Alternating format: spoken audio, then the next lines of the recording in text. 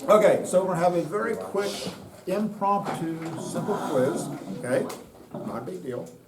Quick review before we do that. So let's say I gave you,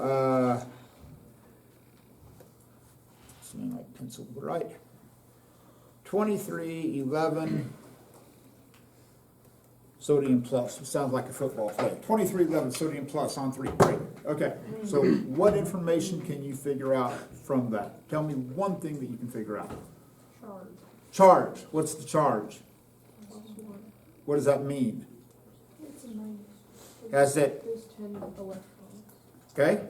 How do you know there's 10 electrons as opposed to like 14? There's one less. Okay. Well, let's start with this. Okay. What does this number down here represent? How many protons there is? How many protons there are?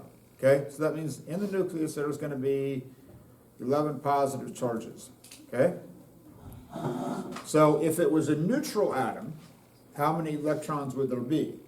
11. Okay. And if it was neutral, there would not be, that plus sign would not be the number of protons would equal the number of electrons.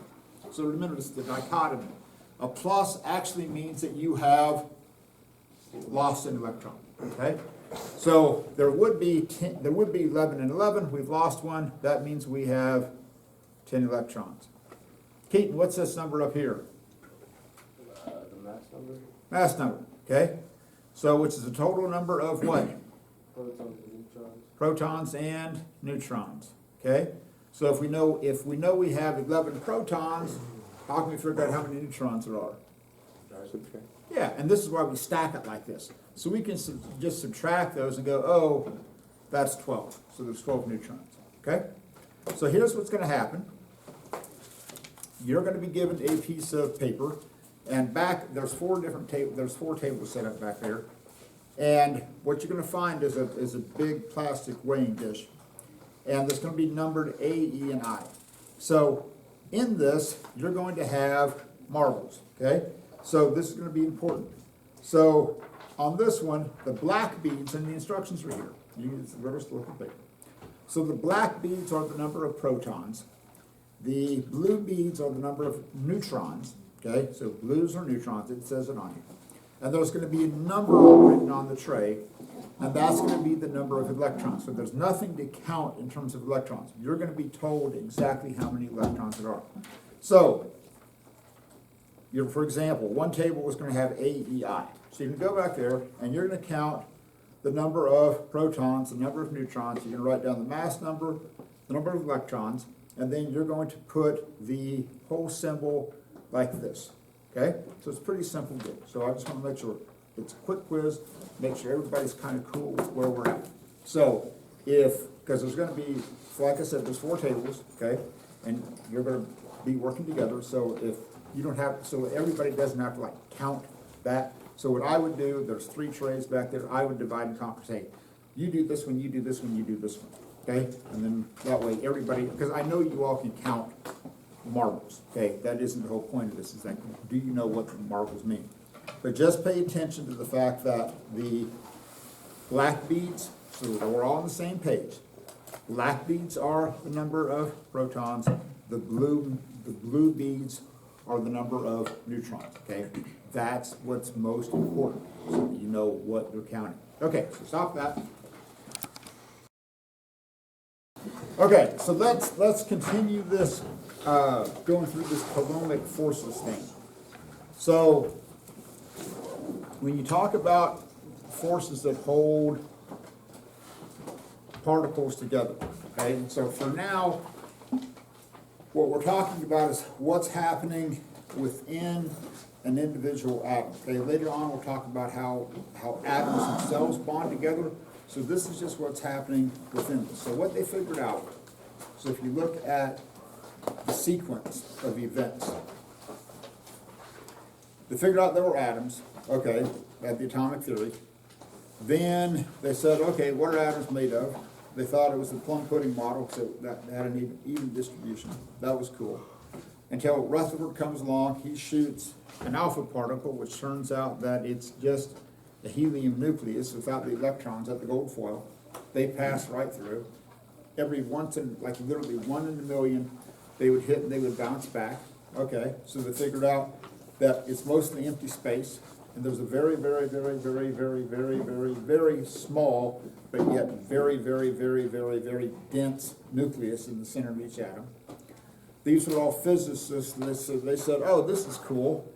We're going to let the nucleus act like the sun, and instead of planets orbiting around the sun, we're going to let electrons orbit around the nucleus. Okay, so the short version of the physics side of this is that particles don't ever want to travel in circular paths. They always want to travel in straight lines. It's one of Newton's laws of motion, which is why when I take this rubber stopper and I swing it around, and as soon as I let go of it, it goes off in a straight line. So they had to know that there was some force acting to keep these electrons traveling in a circular path. Because if there wasn't some force acting to pull them in, these electrons wouldn't orbit, and they would all go flying off in a straight line, just like that rubber stopper did. So they said, okay, something has to keep these bits of matter traveling in a circle, because they don't want to. They want to travel off in a straight line.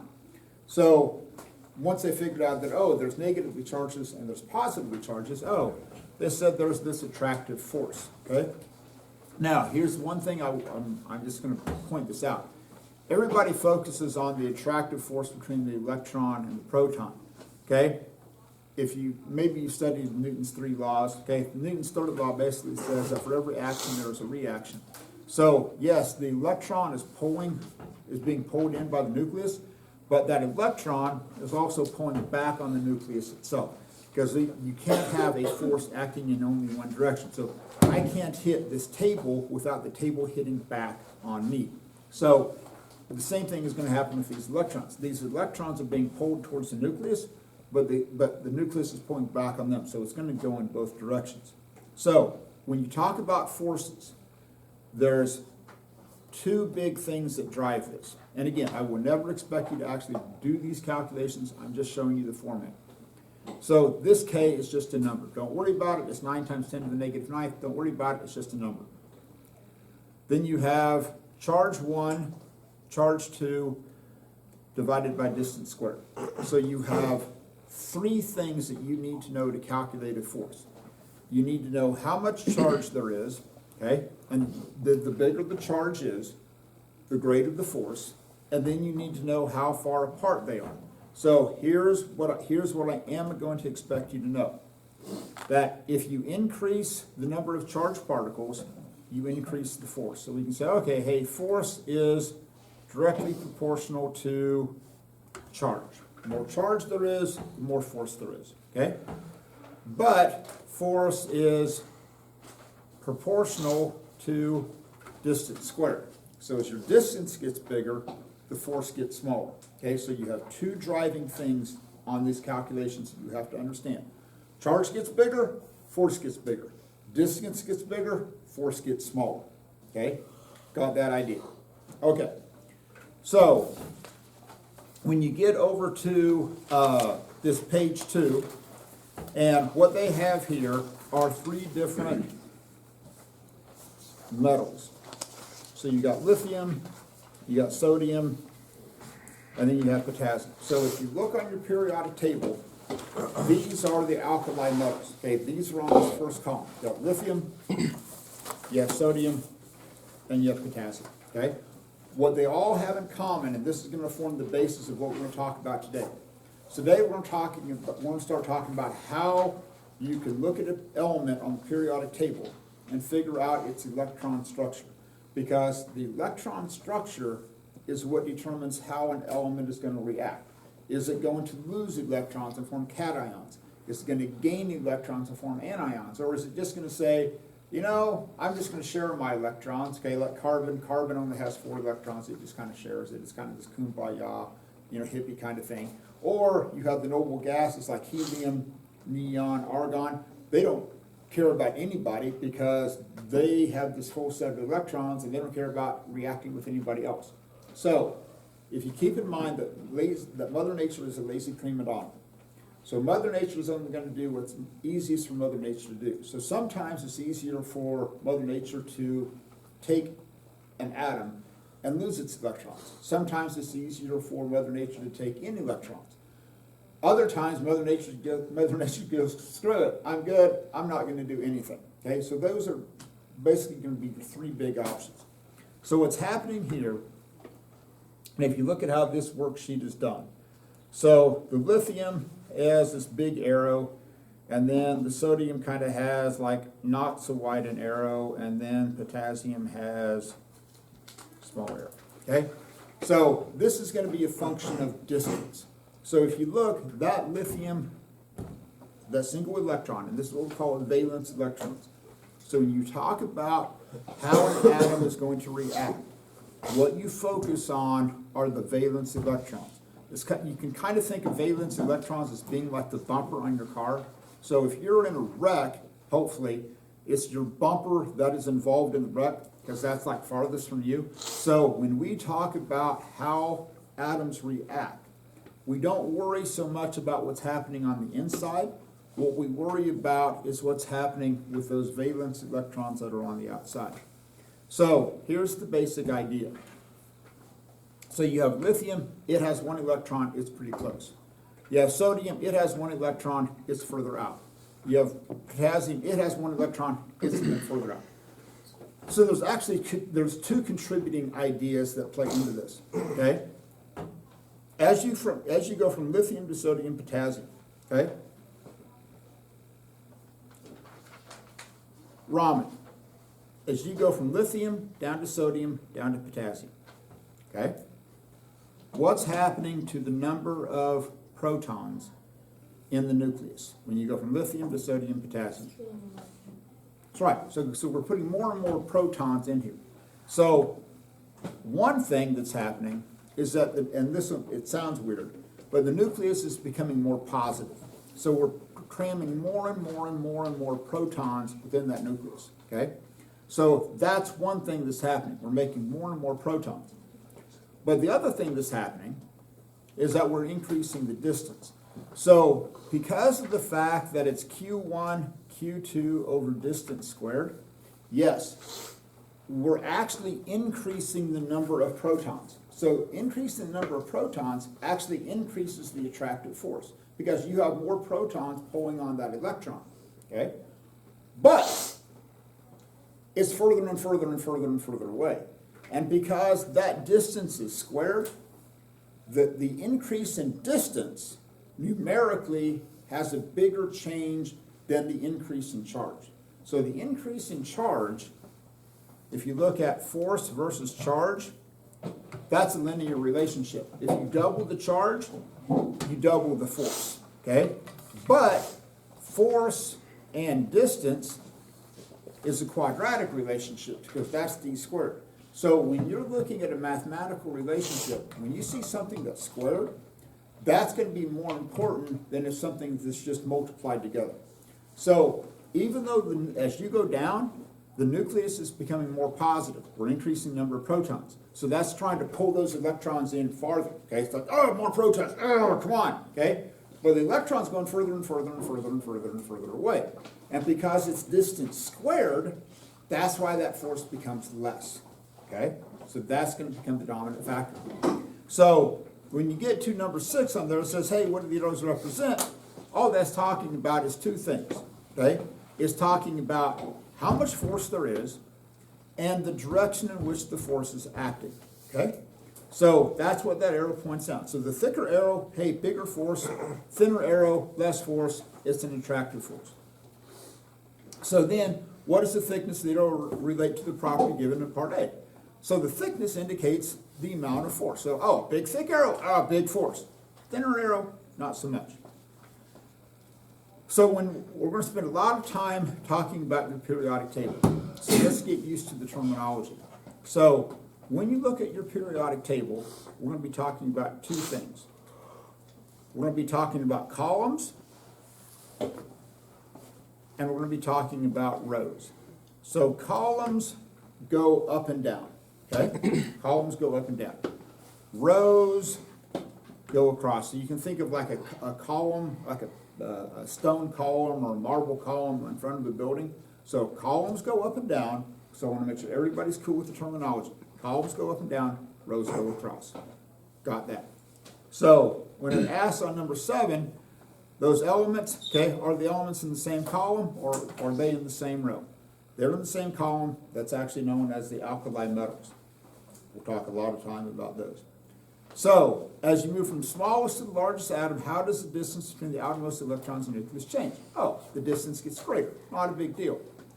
Then, and here's what's going to be important. On question 8b, and here's the crux of this. Because we're increasing that distance, how does the attractive force between the outermost electrons and nucleus change? It decreases. Because you're increasing the distance, the force is going to become less. So, are they consistent? Yes, they are. Not a big deal there. Now, when you get to page 3, okay, here's the difference between what's happening on page 1 and what's happening on page 3.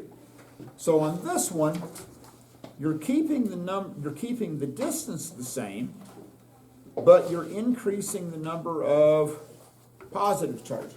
Okay? So this situation, here's what's going to be different.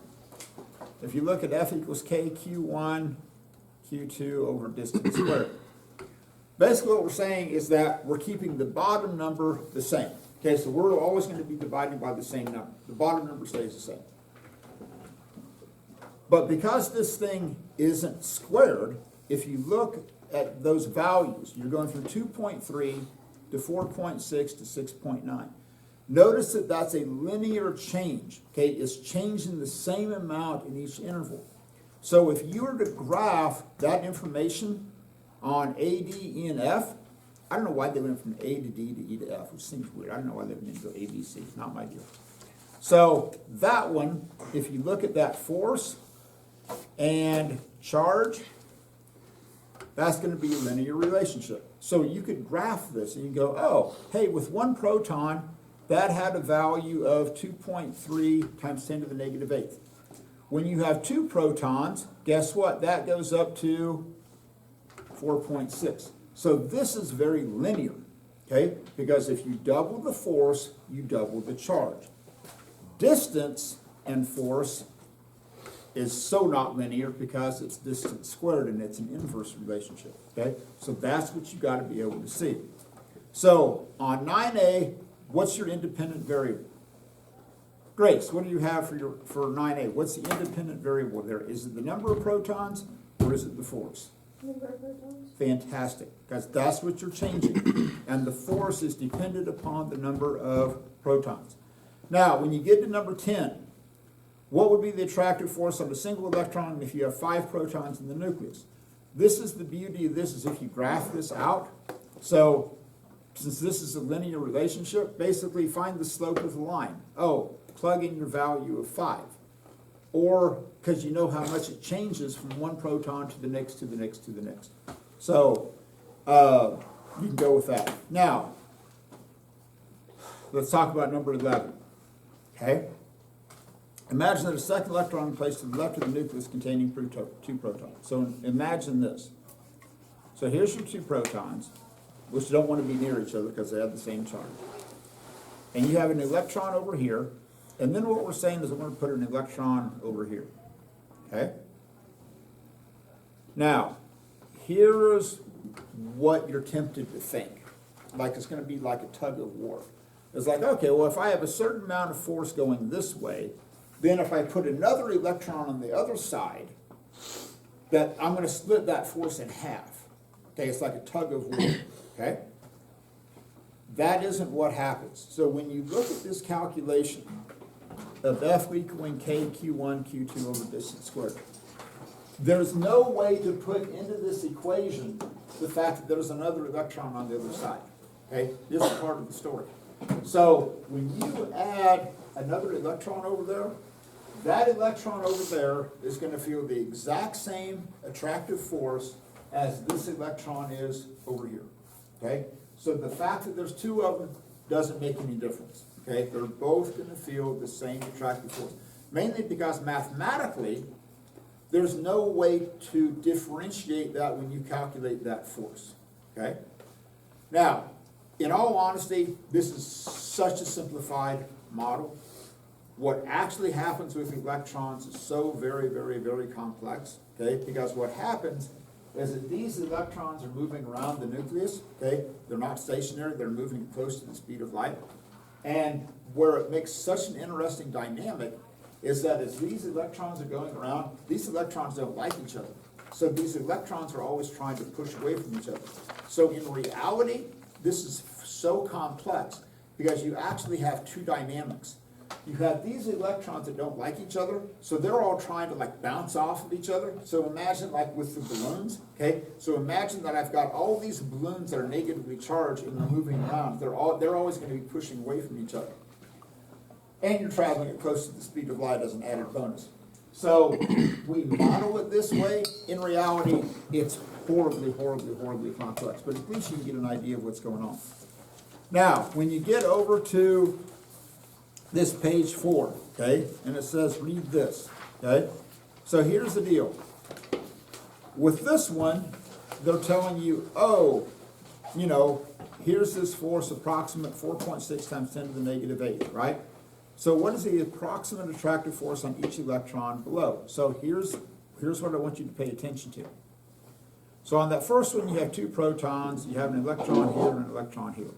On that diagram there on number 12, you've got 3 protons and 3 electrons, okay?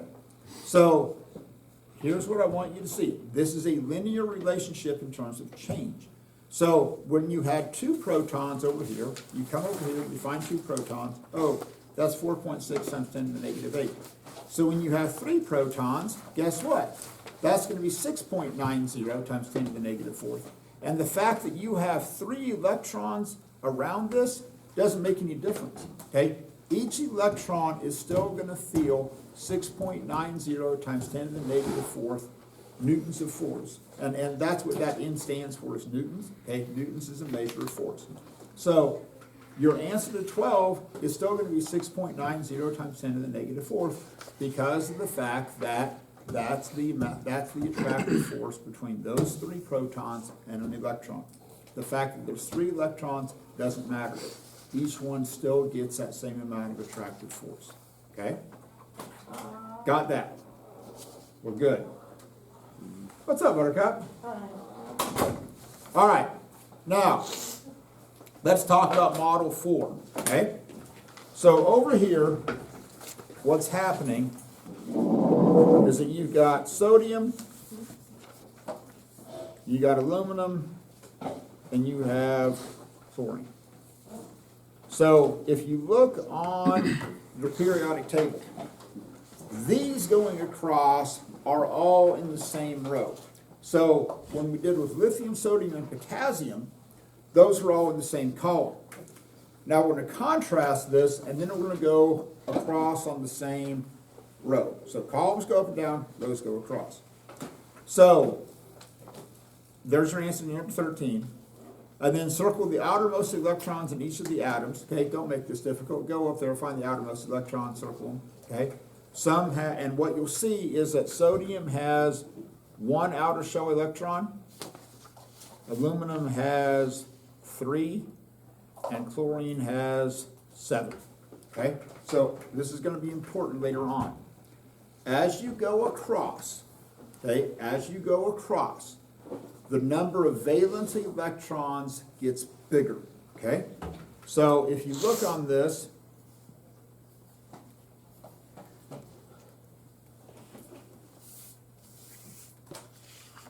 wish I had an actual periodic table.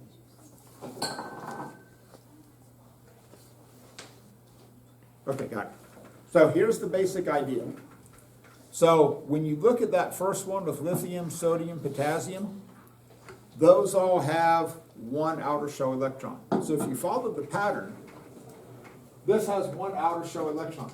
How many do you think the next column over is going to have? 2. 2, okay. Now, we'll talk about this big block in the middle later, okay? Don't worry about this for now. We'll talk more about this later. So this has 1 valence electron. This has 2 valence electrons. Now, go over here. These, oddly enough, have 3.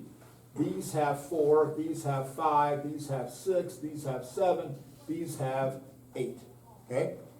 So if you look at chlorine, chlorine has 7 valence electrons. And so you sit there and goes, oh, we can count them. Now that's the beauty of the periodic table. Once you learn how to read the periodic table, there's so much information you can get from the periodic table. So you actually don't have to count. If you realize, oh, chlorine is in a group called the halogens, okay?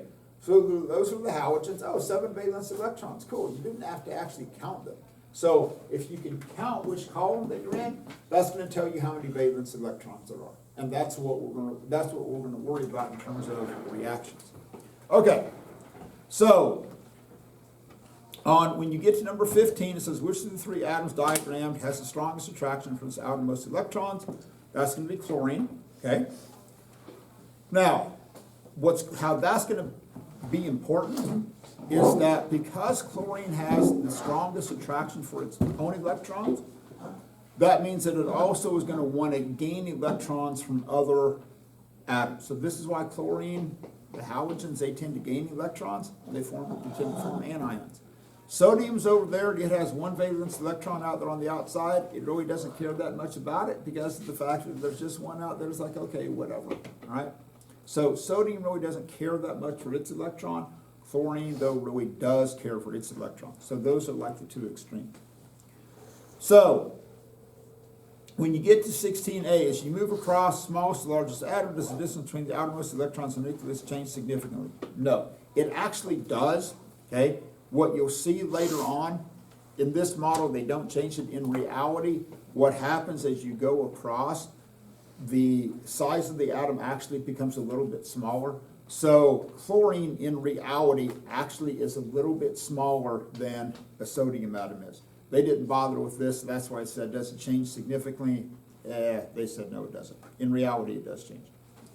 So here's the heart and soul of this, is when you get down to 16D. It says, can the difference in attractive forces shown by the arrows in Model 4 be explained by the change in the number of protons in the nucleus? Yes, explain the relationship in Model 4. So here's the whole heart and soul of this. What we're saying as you go across, if you look at F equals K Q1 Q2 over D squared. So here's the heart and soul. What they're saying is that the distance is staying the same. Okay, that's staying at the same value. What's happening is that we're putting more and more and more and more protons in the nucleus.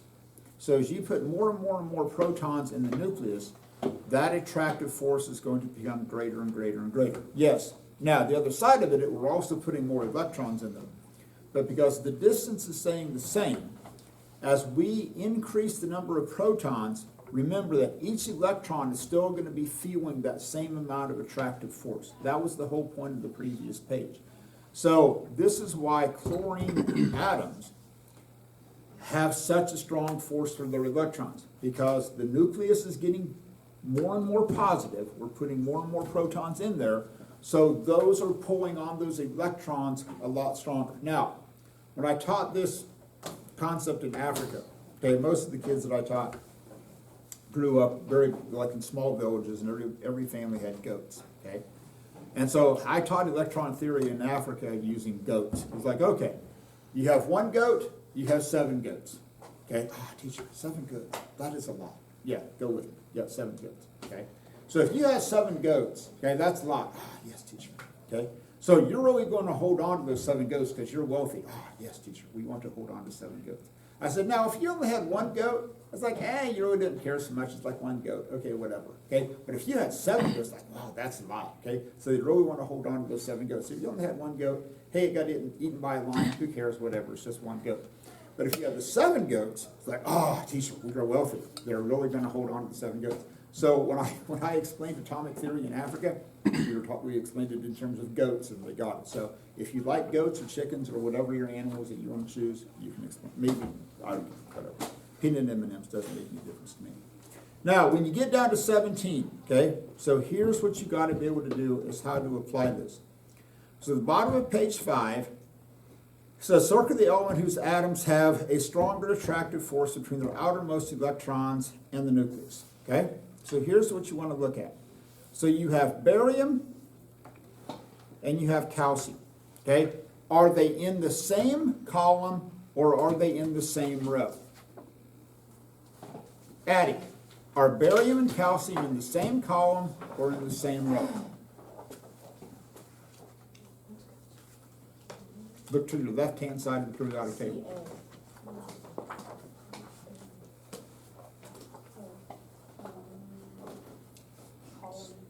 Same column.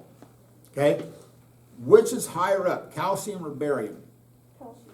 So calcium's up here, right? Barium's down here. So which one is going to have electrons further from the nucleus? Barium or calcium? Emma?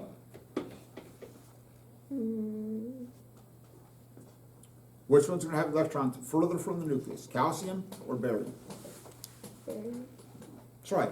So barium is way down here. So it's got this huge, massive electron cloud. So those outer shell electrons in barium are a long way from the nucleus.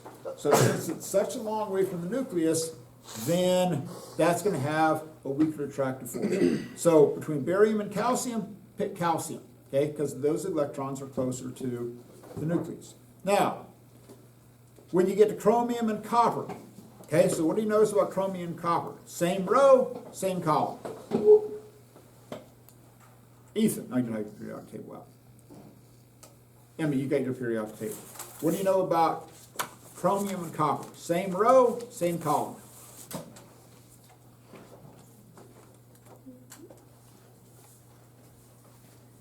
Right. Same row. Now, when you look at chromium and copper, so here's the periodic table. Which one is further left, chromium or copper? Chromium. Chromium's here, right? And then you have copper over here, okay? So when you look at this trend, okay, here's the whole point, it's figuring out the trend. So when you are comparing sodium, aluminum, and chlorine, chlorine was over here on the right-hand side, right? It had more of an attractive force. So when you're comparing chromium and copper, which one's further right? Oh, copper is. Guess what? Which one's going to have a stronger attractive force? Chromium or copper? Copper. There you go. Now, you have argon and xenon. Okay? Argon and xenon. So, Izzy, where's argon and xenon? Same column, same row. Same column. Same column. These are the noble gases. These things don't react, okay? Because they have like the full outer shell. So, which one's going to have a stronger attractive force? Argon or xenon? Xenon. Argon. Why? Beyond the fact that I scowled at you when you said xenon. Which one has electrons further from the nucleus? Xenon. Xenon does. Yes. So as you increase the distance, what happens to the attractive force? It weakens. It weakens. Right. So since argon has electrons that are closer to the nucleus, it's going to have... A stronger force. Got it. Got that? Yeah. Fantastic. Okay, so there's just a couple of questions on the back side, okay? And this is referring the atom diagrams on Model 2, so you kind of have to go back to Model 2. And it says, write the number of protons in the nucleus of the atom. Don't screw this up. It's the easiest point you're going to get in there, okay? It's your atomic number. It's 3, 11, and 19, okay? Not a big deal. So here's the whole point of this. And this is what I want you to see on question 18b. When comparing elements in the same column, distance to the nucleus or number of attractors, okay, seems to be the dominant force, okay? And explain why. So here's the deal. It's going to be distance because it's distance squared. So as you go down, as you increase that distance, and because you're dividing by distance squared, distance becomes the dominant factor. So going, listen to me, listen to me, listen to me. Going down a column, you worry about distance. Going across, you worry about the number of protons, okay? So protons, worry about charge of the protons going across, you worry about distance going down. So on 19, okay, and here's the whole point of this whole package. It says to describe the mathematical relationship between the distance and the attractive force between protons and electrons. So here's what I want you to see, is that when you increase the force, okay, if you increase the force, fill in the blank, what happens to the distance? Distance gets bigger, distance gets smaller. Small. Smaller. Decrease the distance, increase the force. Now, or if you want to get fancy, okay, if you want to get fancy, you could say force is proportional to the inverse of distance squared. Okay, it means the same thing. Okay, this is kind of the fancy, nerdy way to write it in a mathematical relationship. And you say, oh, force is proportional to the inverse of distance squared. So that means as distance squared gets bigger, force gets smaller. Now, when you get to B, describe the relationship between the number of protons and the attractive force. So on D, you can either put, and fill in the blank, the atomic number. So if you filled in the blank, as you increase the force, what happens to the atomic number? Goes up, goes down. Up. Okay?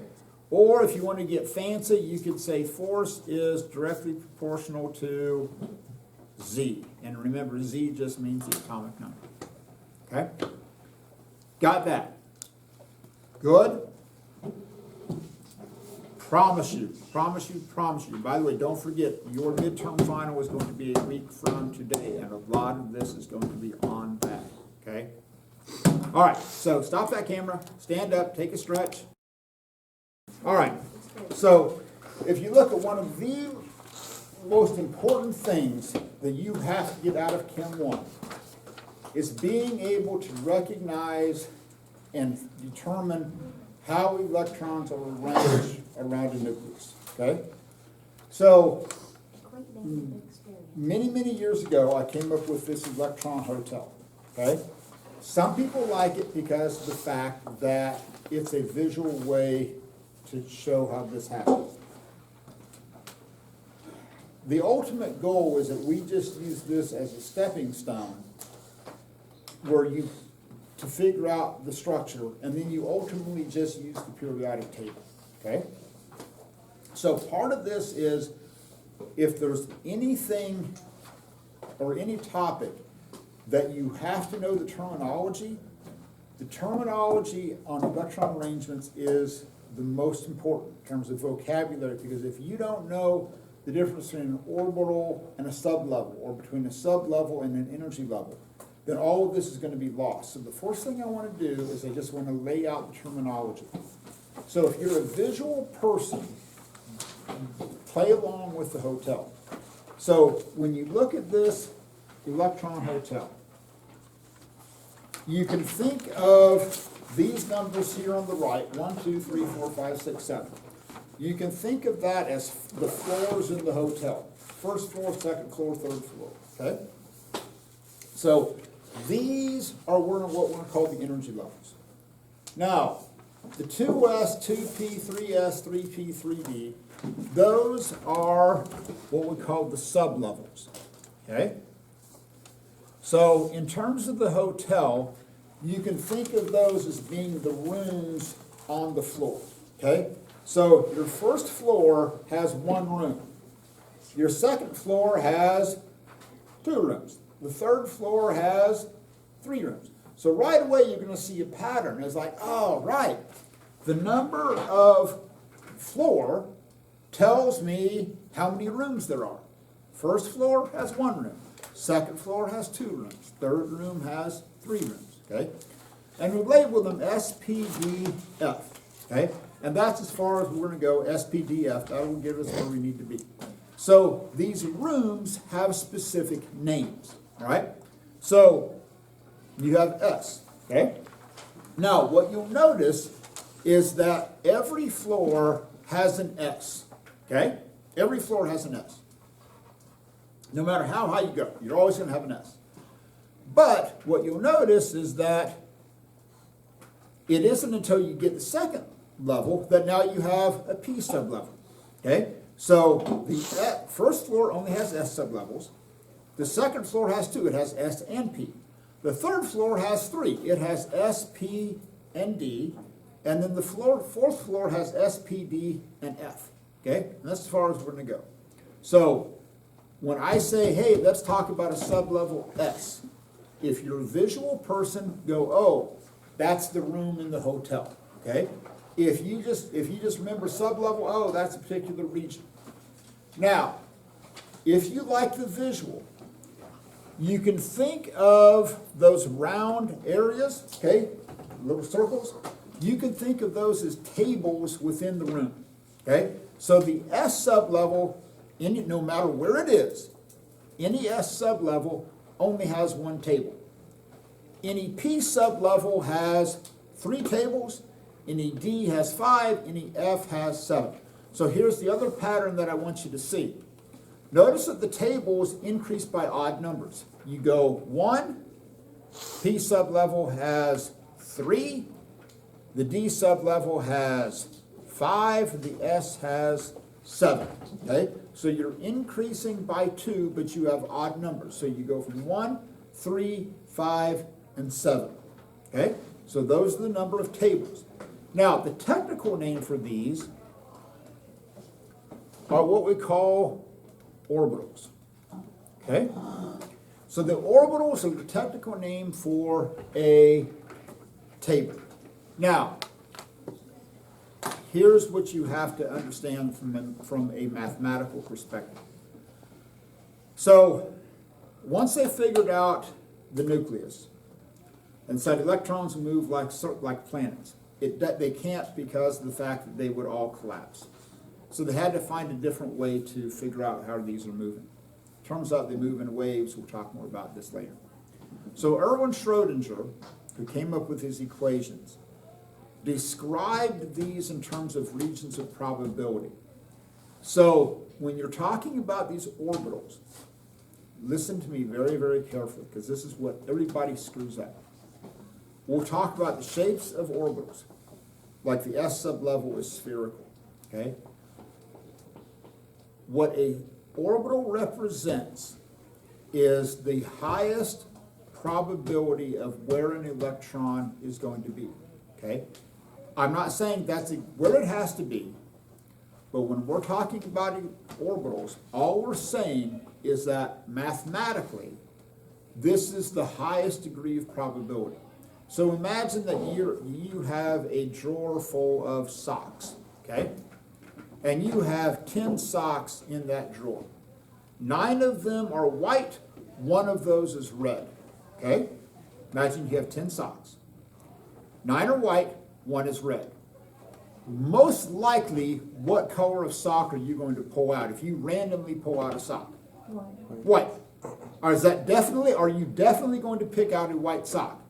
No, but you're most likely to do that, right? You are most likely to pick out a white sock. You're not guaranteed, but most likely you are. If you have 1,000 socks, 999 of them are white, 1 of them is red. Again, are you guaranteed that you are going to pick out a white sock? No. Very, very, very high degree of probability, but not guaranteed. So when we talk about these orbitals, all we're saying is that with a high degree of probability, this is where these electrons are most likely to be found. We're not saying that's absolutely where they are, but we're saying this is most likely where they're going to be. Just like at 8:37 on a Friday morning, Luke is most likely going to be in that chair. Okay, he has his highest degree of probability. Not necessarily, but with a high degree of probability. He might be in the back of the room, he might be at home, he might be in Paris, France. Okay? Those are all regions of probability.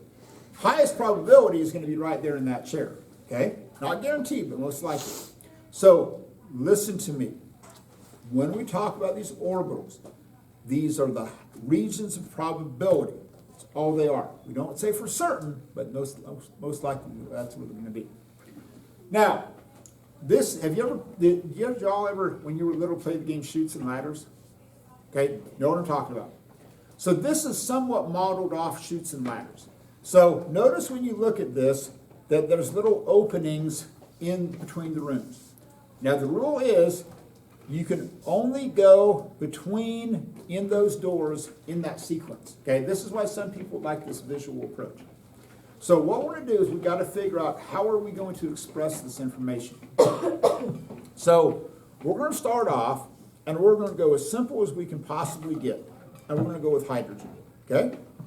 So here's the deal. So when you look at hydrogen, I'll explain what this means in just a second.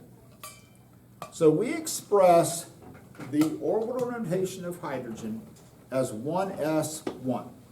So let me explain what this means. The 1 indicates the energy level. Okay, so that tells me which floor of the hotel that I'm on. Okay, I got the first floor. Okay, I walk in, I'm on the first floor. The S tells me which sublevel that I'm on. Okay, S, P, D, or F. Okay, first energy level, I can only be an S, right? Okay. Now, what the superscript tells me here, that tells me the number of electrons that are at that table, okay, or that are in that sublevel. So when you see 1s1, you have to be able to figure out the code, okay? It's like, oh, we got to figure out the code. So the 1 tells you the energy level, the S tells you the sublevel, and the 1 tells you the number of electrons. Got that? Now, the other thing that we'll talk about is orbital notation. So sometimes you'll see this written as 1s, and then you're going to see a dash after that, okay? So electrons have a unique property that we call spin, okay? It has to do with angular momentum, okay? Angular momentum is created by something when it like spins on its axis. So if I take this pencil and I spin it, okay, and I make it spin, it has what we call angular momentum. So anything that's spinning, your tires on your car when you're driving, okay, if you spin your pencil around, that has angular momentum. So electrons have a very distinct amount of angular momentum. We really don't know what electrons are doing, okay? We know that they're spinning, we really don't know what that is. So some people like to have a visual of a spin where, like, imagine that you have a globe and that globe is spinning, okay? So basically what happens is that we talk about spin. There's two different ways you can talk about spin. Usually we call up spin and down spin. Sometimes you see it written as positive spin, negative spin. Sometimes you'll see it written as counterclockwise spin, counterclockwise or clockwise spin.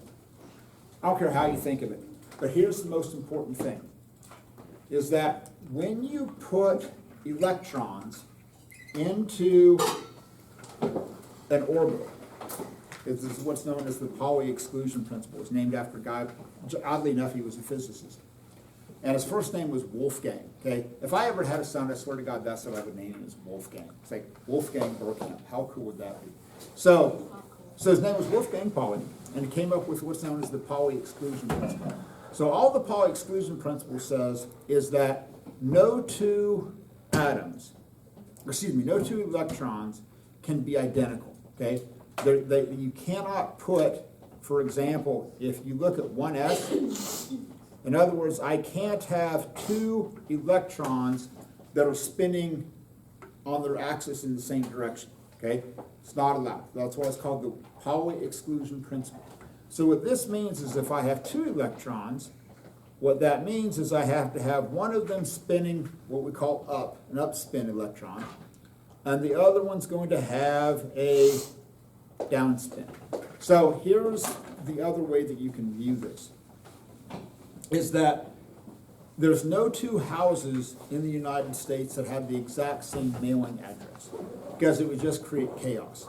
So every house has its own unique mailing address. Same thing with emails, okay? You all have, like your school emails, you have the year that you graduated and then your name, okay? And so that's how we keep track of these. All of you have your own unique email address. So it's like the Mays exclusion principle. No two students can have the same email address, okay?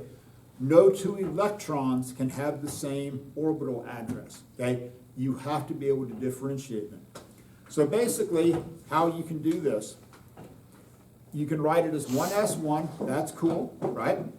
The other way you can do it is that you put a dash, and the dash indicates the number of orbitals. Okay, in 1s, oh, there's only one orbital. we put an up arrow. Okay, and we always start with up arrows. Don't know why. It really doesn't make any difference which one you start with. I just always start with an up arrow. So here's the two ways that I could express how the electrons are arranged in hydrogen. I could write 1s1, or I could write 1s, put a dash, there's my orbital, I put an up arrow. Got the idea. Now, let's move down to helium. Okay, now we have helium. So how many electrons does helium have? Miles? Oh, 2. 2. Okay, so now if you like the chutes and ladders, come down here, start over. I have 2 electrons. Cool. So I'm going to go 1s, 2. First energy level, S sublevel, 2 electrons, easy peasy, lemon squeezy, there we go. Okay? If I'm going to do orbital notations, I'm going to go helium, and then I'm going to go 1s. I'm going to put a line, because there's only one orbital. I'm going to put 1 arrow going up and 1 arrow going down. So this is this Pauli exclusion principle. I can't have 2 electrons with the same spin. Okay? Got the idea. These are as simple as it gets. Now we're making it a little bit more complicated. But if you follow the pattern, it's all about the pattern. So then we're going to go to lithium. So how many electrons does lithium have? 3. 3. Okay? So again, come down here and start here, if you like the Electron Hotel. You're going to go 1s. Okay. So I can only put, remember, 2 electrons in each orbital. Okay? Now, once I get 1s filled, then chutes and ladders, where do I go from there? Up to 2s. Okay, chutes and ladders. Oh, now I'm going to go to 2s. Oh, okay. So now I'm going to come over here and I'm going to write 2s, and then I'm going to put a 1 up there. Okay, now here's what I want you to see. When you add together these superscripts should add up to the atomic number. Okay? Now, so not the energy levels. The energy levels don't add up to the atomic number. It's the superscripts that add up to the atomic number. So I got 2, 1, boom, 3, there we go. Got it. Fantastic. So then, I'm going to come over here and go, okay, lithium,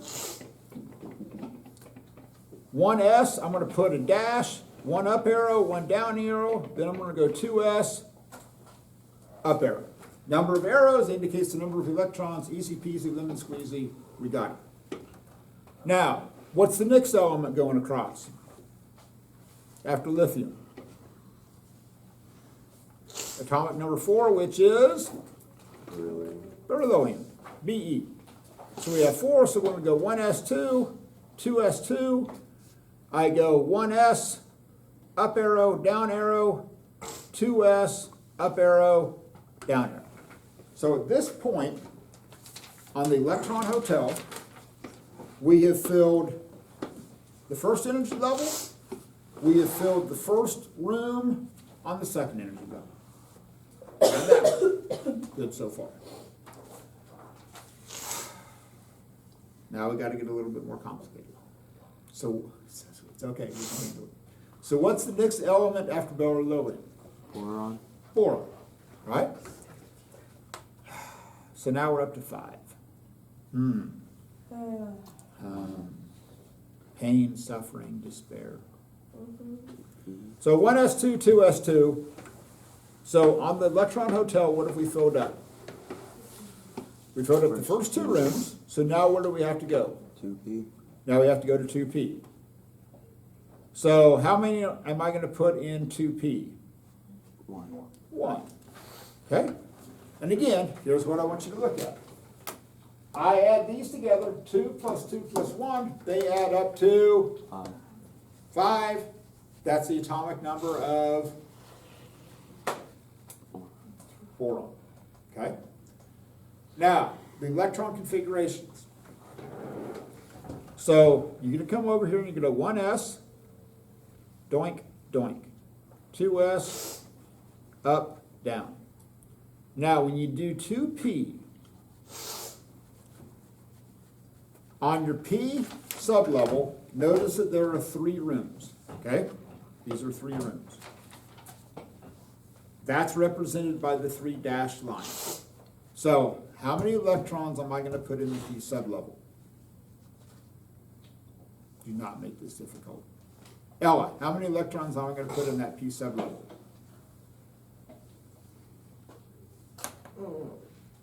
1. 1. Okay? And I'm going to put an up arrow there. Okay? Easy, so good so far. Now, the next one is carbon. So carbon, without carbon, and we'll get into this later, carbon has a very unique what's called a resonant structure. It's electrons. Electrons can bond very easily with a bunch of different things, which is why you can build like long chains of carbon. Like octane, for example. If you've ever looked at the fuel that you buy in your car, octane, that octane means that it's a very long chain of carbon that actually has like 8 carbons linked together. So carbons link together very, very easily. So carbon has 6. So again, you're going to go 1s2, 2s2, 2p, 2. Everything adds up to 6. Got it? Good. No worries. Then we go 1s, up arrow, down arrow, 2s, up arrow, down arrow, 2p. Now, at this point, we can do one of 2 things. Okay? One of 2 things. We can go up arrow, down arrow, and put them both in at the same table. Or we can go and put them in separate tables. Okay? What do you think is going to happen? Do you think we're going to clump them together, or do you think we're going to keep them separate? Clump them together. Keep them separate. Do electrons like each other? No, Why not? because they have the same charge. They have the same charge. These electrons don't want to be near each other. So imagine this. Yes? Then why did they do it with the S's? Because, well, there are only 2. The S only holds 2. We didn't have any choice. Okay? So there wasn't someplace else we could put them. Okay? So imagine this. Imagine that you are in charge of seating people at a restaurant. Okay? And you know that the people coming in for the dinner tonight don't like each other. Oh. So the maitre d' says, look, whatever you do not put these people at the same table unless you absolutely have to. You keep them as spread out as far as you possibly can. Okay? So the first 2 people show up, you have to put them at the same table because that's full. Okay? Then you go to 2s. Oh, that only has 1 table. Oh, I got to put them both there. Now, when you get into P, now you have more options. Okay? Now you have more options. Because now you can go, oh, cool. Now I have 3 tables. So I'll put the first person at one table by themselves. The second person shows up. They go, huh, I better put them in a separate table because these people don't like each other. They don't want to sit there and chat. Okay? They want to be as far away from each other as they possibly can. So this is why you always put 1 electron in each orbital until they get filled up. Then you start to double them up. Okay? Because these electrons don't like each other. So you're going to come over here and you're going to put that arrow spinning up. Now, after carbon, what do you have? Nitrogen. Nitrogen. Okay. At this point, hopefully you see the pattern. Oh, 1s2, 2s2, 2p, 3. We go 1s, up arrow, down arrow, 2s, up arrow, down arrow, 2p, 3 orbitals. Do we put 2 in 1 or 1 in each one? 1 in each one. 1 in each one. So we have 3 up arrows. Now, later on you'll see why this is so important. When atoms bond with other atoms, what they want to try and do is they want to share electrons, okay? Or transfer electrons. So what you want to look at, and this is going to be one of the key things, when you look at valence electrons, okay, and these electrons are out there in that second energy level. what you want to focus on are the number of single electrons. Because the number of single electrons is going to determine how atoms bond with other atoms. So what this means is that this out here, this nitrogen atom, has 3 orbitals that have 1 electron in each one, okay? This has 2, okay? So it isn't, when you're talking about how electrons bond, it isn't just the number of electrons, it's how many single electrons there are in the orbitals, because that's going to determine how these atoms bond with other atoms. Okay, so now we have nitrogen. What's the next one? Oxygen. Oxygen. That has 8. 1s2, 2s2, 2p, 4. 4. Now, at this point, hopefully little bells and whistles will start to go off, and you go, ah. So you got 1s, doink, doink, 2s, 2s, up, down, 2p, 1, 2, 3. We've got 3. Now what do we do? Put 1 down arrow. Put a down arrow. Now, what you'll see later on is that atoms are most stable when they have 8 valence electrons, okay? 8 is like the magic number. 8 is the magic number. It's called law of octets, okay? Now, how many electrons does nitrogen need to get to 8? It has 6. How many more valence electrons does it need? 2. So if it can fill up these orbitals with electrons, winner, winner, chicken dinner. Okay? That's what it's going to be after. How do you get those electrons into there? Now, does anybody remember, we talked about the water molecule? We had the oxygen and the hydrogen. Anybody remember the charge on the oxygen end of the water molecule? Positive or negative? No, it's negative. You know why it has negative charge?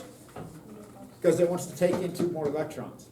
And once it takes in those 2 more electrons, then it fills out that second energy level, and then it becomes stable. So this is why oxygen gives up those electrons. So hydrogen comes along and it says, hey, I got 1 electron, whatever. I really don't care that much for it. Okay? The oxygen comes along and says, hey, I need 2 more electrons. This is cool. The hydrogen goes, I'll give you 1. The other hydrogen comes along and says, I'll give you 1.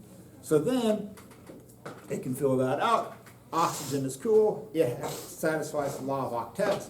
This is why oxygen, when oxygen bonds with something, it has a charge of 2 minus. Now that you all kind of know the secret code, what does that 2 minus tell you? What has it done? Lost 2 electrons or gained 2 electrons? Gain 2. Gained 2 electrons. This is why it gains 2 electrons, because it wants to fill up those last 2 orbitals. Okay? Now, what's the next one down the line? What's the next one beyond oxygen? Fluoride. Fluorine, right? So chlorine, 1s2, 2s2, 2p, 5. So out there on the 2p, you got the 3 orbitals, up, down, boom. How many more electrons does fluorine need? 1. 1. So what do you think the charge on fluorine ions are? 1 minus. Because it has that 1 missing slot. And it goes, if I can gain an electron, that's going to fill that in. Ooh. Now, what's the last one on that row? Neon. Neon. Now look at neon. Neon's out here. It's going 1s2, 2s2, 2p6. So you've got 1s, boink, boink, 2s, dink, dink, 2p, up, down, up, down, up, down. So does neon need to gain any electrons? No. No. Neon just basically goes to all the other atoms in the world and goes, screw you. I don't need any electrons. Guess what? Neon doesn't react with anything because of the fact that it has all outer valence electrons. Okay. Do you all see the pattern? Now, when you start the next one, what's the next element after neon? Sodium. right? It has 11, so look what happens. You go 1s2, 2s2, 2p6. Now where do you have to jump to? 3s. 3s. Now, an interesting thing happens. You look on your periodic table. On hydrogen and helium, notice that there was a 1 out there to the left. Guess what? You're filling the first energy level. Go out here to lithium. There's a 2 out there to the left of that. Guess which energy level you're filling? 2. Second one. Look at sodium. Which energy level are you filling? 3. 3. Okay, so those numbers off to the left tells you which energy level that you're filling. Now, an interesting thing happens. Listen to me very carefully. How many electrons can you put in an S sublevel?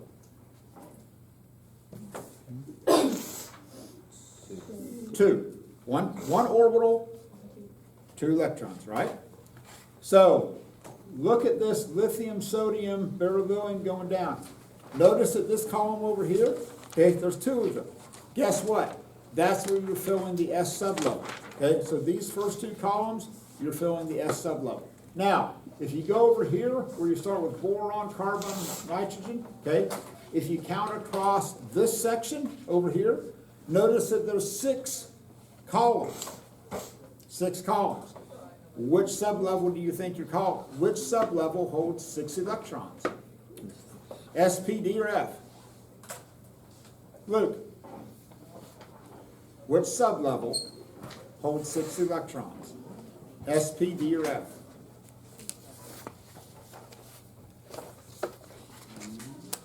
P, right? Because if you look, there's 3 orbitals. Each orbital holds 2 electrons. So if you count across here, 1, 2, 3, 4, 5, 6. So this is where you're filling the P sublevel. Across the middle, you're filling the D. Down here, you're filling the F. So right away, if you can figure out where an element is on the periodic table, you can tell, oh, if it's in the first 2, I'm filling the S. If it's over here, I'm filling the P. If I'm in the middle, I'm filling the D. If I'm on the bottom, I'm filling the F. Okay? Easy peasy, lemon squeezy. There you go. All right. So on this packet, okay?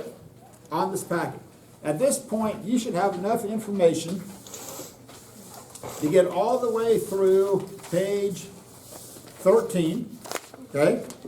Now, don't worry about this iPad thing. We'll do that with the iPad on Monday. So, you should be able to, at this point, go all the way through the bottom of page 17, okay? It looks much more daunting than it is. So,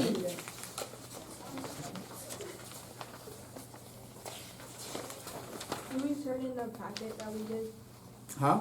The The Coulombic forces, yes, I need that Coulombic forces packet, okay? Huh? today? Well, we basically got done with it. We went all the way through. Yes, I would like it today. Huh? So, What? all the way through 17. All the way through 17. We were supposed to. One. And yes, we'll talk about it on Monday. So, Can I turn in the packet tomorrow so I can do the video?